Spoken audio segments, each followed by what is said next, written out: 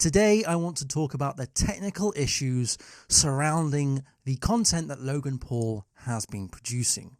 Hello, my name is Peter Fisher. I'm a freelance web and mobile applications developer. On the howtocodewell.net YouTube channel here, we have tutorials on Tuesday, so if you want to learn programming, web development, then do check those out. And on the Friday show, like today, we have a discussion. We usually talk about web development, programming, career advice, freelance advice, and all of that kind of stuff. Today, we're going to be talking about the technical issues surrounding the content that Logan Paul has recently produced. Now, before I go any further, I just want to have a little disclaimer. This is not a drama video. In fact, I wanted to do this video a long time ago. However, I've waited until today because I wanted to make sure that the hype train had left the station. So if you're looking for drama, if you're looking for any kind of emotional outrage and rage video, then this channel really isn't for you at all. We're going to be talking about the web development implications with the content that Logan Paul has been producing. Now, before I go any further, I just want to lay down some statistics, some facts and figures regarding YouTube itself. Now, 300 hours of videos are being uploaded every minute. That is insane. 300 hours of videos. 5 billion videos are watched per day. That is an enormous amount of content being viewed every single day. 3.25 billion hours are watched per month. Now, you're probably thinking that those figures are insane, and they are. They are ginormous. Think of, just imagine in your head a single pencil. Now try and vision 3.25 billion pencils. Well, that is how many hours are watched per month. That is insane, and you simply cannot comprehend that amount of stuff. That amount of hours, that amount of minutes, that amount of uploads that are being created and uploaded and published and distributed via YouTube. And you'll be right to think that these figures represent a company that is succeeding and is successful, and rightly so. I mean, however, unfortunately, this is also a victim of its own success, because when you have this amount of content being uploaded, content being watched, then it's very difficult to try and pin down the content that is not suitable, that is misusing the platform. And of course, Logan Paul has over 16 million subscribers, which means that when he publishes content, that is distributed to 16 million people. That is insane. That is crazy. 16 million people is bigger than some populations of certain countries. That is ginormous. Now, if for some reason you are a fan of Logan Paul, you're probably saying to yourself, hang on a minute, it isn't just Logan Paul that is the problem here. And I agree with you. Logan Paul is not the only creator who is creating these kind of content. In fact, there are so many creators, there are so many channels out there that are creating and distributing content that is horrible, disgusting, and just completely misuses the platform. But because of Logan Paul's subscriber count, because of his influence on the platform, he is being, and quite rightfully so, being used as an example by YouTube, by the rest of the community, that enough is enough. But in my opinion, I have to give props to YouTube here. YouTube, I think, has done a fantastic job in handling this situation. Yes, of course, there are things that happened early on in this field of events that I would have liked to have happened differently. For instance, the video of the hanging dead guy in the Japanese forest was trending for far longer than I would have liked. I wouldn't have liked that to have been trending in the first place. But this now brings us to part of the technical issues surrounding this kind of content when you have a creator that is this popular.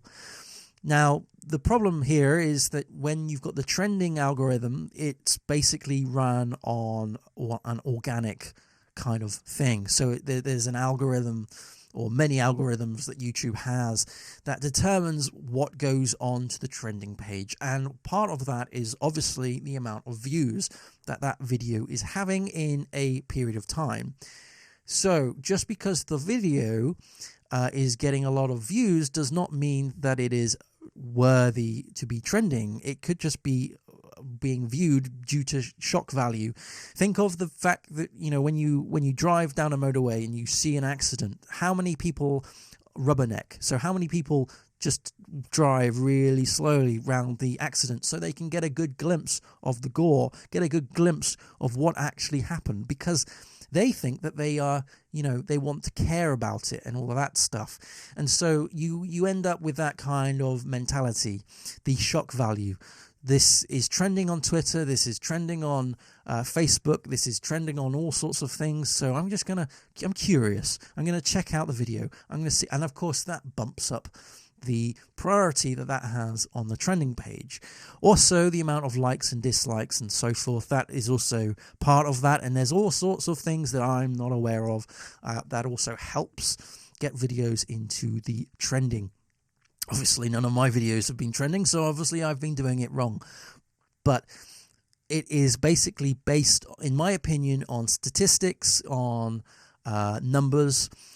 I would imagine that YouTube has some form of influence, whether things do go trending or not. But that's just me with my tin hat on. I don't know. But the thing is, this was being trending for some time. And that, in my opinion, was disgraceful. That a video such as this, just because it's been viewed this amount of times, shouldn't be trending. It's trending for the very wrong reason. And it's trending because of the shock value. It's trending because people are rubbernecking. It's trending because people are curious. Perhaps they aren't watching the whole thing. Perhaps they're just seeing, is this right? Is this right? And therefore, this is an example of how YouTube has been a victim of its success, a technical victim of its own success. I would at least hope that people of YouTube, developers at YouTube, they would be looking at not only that content, but also the content that followed when he decided that it would be a great idea to electrocute a dead rat, that perhaps those videos did or did not trigger the algorithm to demonetize, to remove the video and all of that kind of stuff. So I would hope that there was a kind of a debrief where the algorithm was being analyzed and was being checked for whether or not those videos were being flagged correctly by those internal systems. Now, a word about the demonetization bot, the artificial intelligence that goes through your content and decides whether or not it is monetizable or not.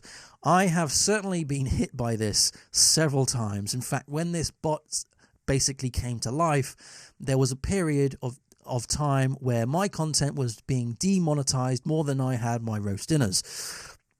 And this is, in my opinion, growing pains.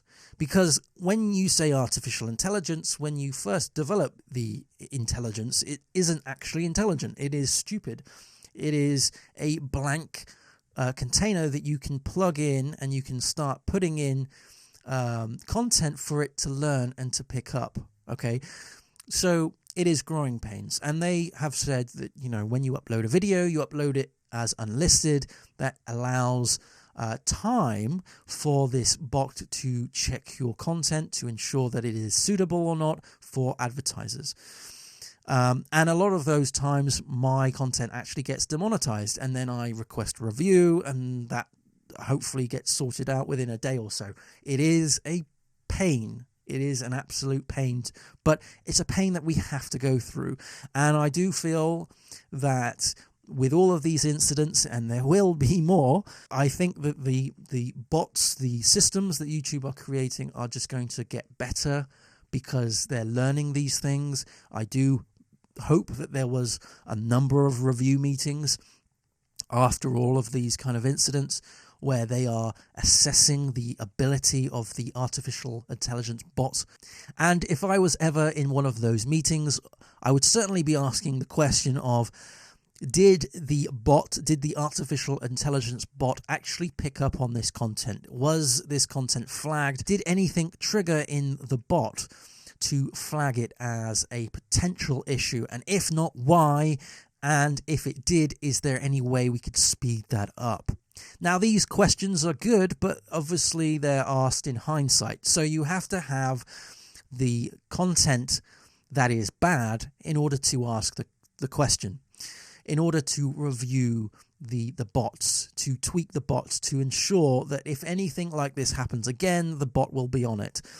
And it's kind of an evolving process, and people will start cheating the system. That is why YouTube is so quiet when it comes to what the algorithm does, because obviously you don't want people knowing what the algorithm does, and so they game the system.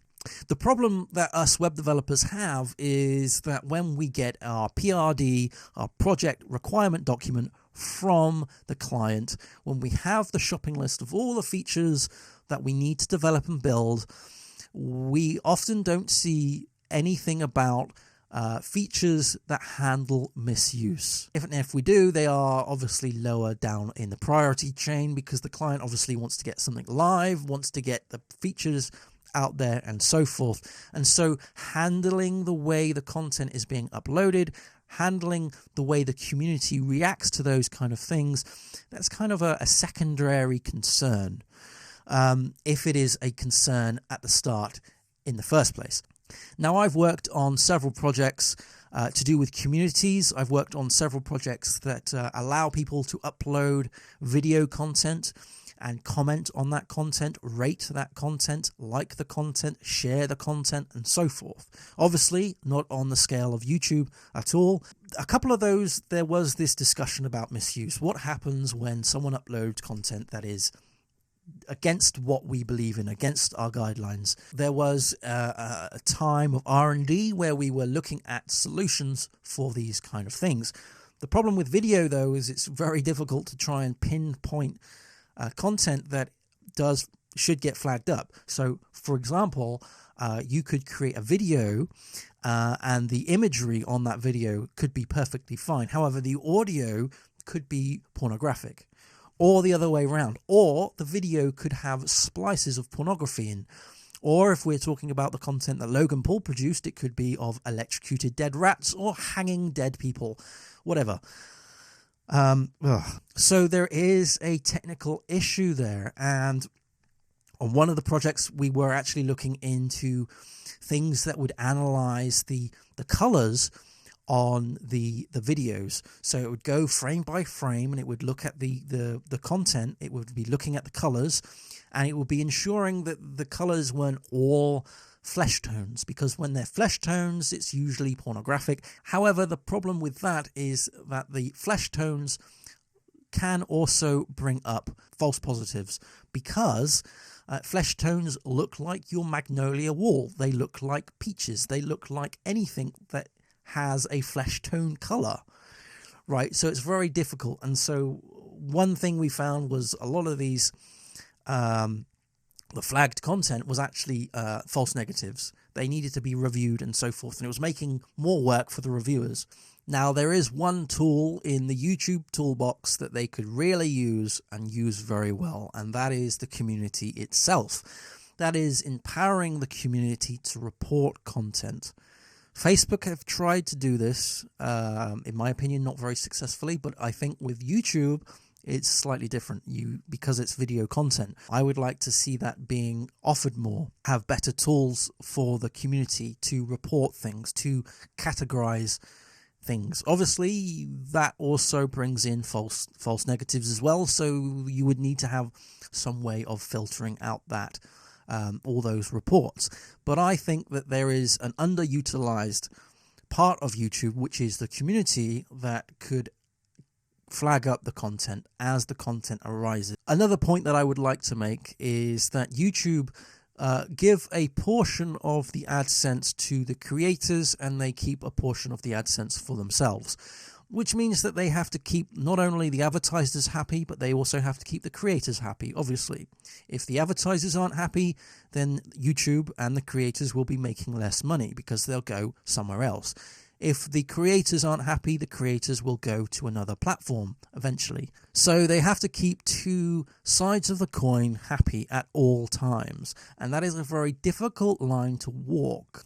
And I do take my hat off to them because they have done it extremely well. And that is shown by all the figures that I mentioned earlier. Another point that I would like to make is around the money.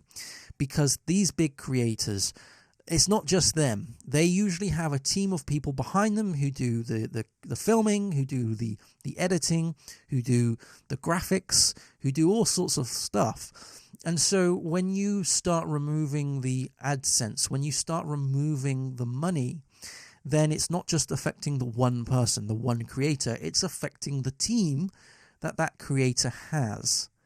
So you need to make some really difficult decisions as to whether or not you're going to be removing the revenue, whether you're going to be removing the ability to be on the trending page. But as a small creator myself, I do think that YouTube is actually better for it, because these things that they're putting in place, these tools, these examples that they are showing of flexing their power and flexing their influence and shutting down channels is a good thing, is a very good thing. It shows maturity. It shows that they're listening to the creators. So when you are developing a system, when you're building a web application, when you're building a website that has a community behind it, then I would certainly recommend that you use the community as a means of reporting. You're building the site for the community. The community should have the power to report the content. And obviously the buck stops with you. So if you disapprove of that content, then you take that content off. But the community is quite a powerful thing. And this is where I'm going to leave it with you. Do you think that YouTube has done enough, especially in the technical sense? Let me know your thoughts. Put your thoughts down in the comment section below. If you've liked this video, do give it a thumbs up. Do subscribe if you're learning web development. Do check out my tutorials on the Tuesdays. Thanks ever so much for watching. Happy coding, everyone, and I'll see you again soon. Cheers. Bye.